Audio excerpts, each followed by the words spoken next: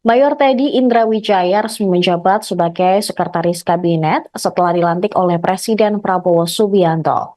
Sekretaris Kabinet di pemerintahan Prabowo ini setara dengan Sekretaris Militer Presiden.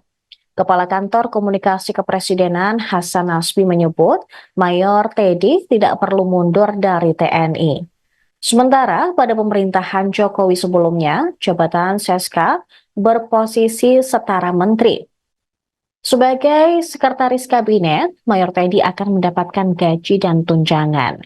Jika jabatan Seskap ditempatkan sebagai ASN Eselon 2 di bawah Kementerian Sekretaris Negara, maka gaji Mayor Teddy akan ditentukan sesuai peraturan pemerintah nomor 5 tahun 2024.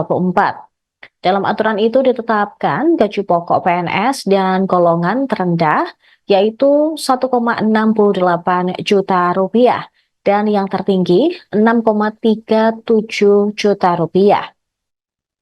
Besaran gaji tersebut berlaku untuk semua instansi, meski besaran tunjangan berbeda-beda. Tunjangan PNS di lingkungan Kementerian Sekretaris Negara diatur dalam Perpres Nomor 8 Tahun 2018 tentang tunjangan kinerja pegawai di lingkungan Sekretariat Negara dan Sekretariat Kabinet.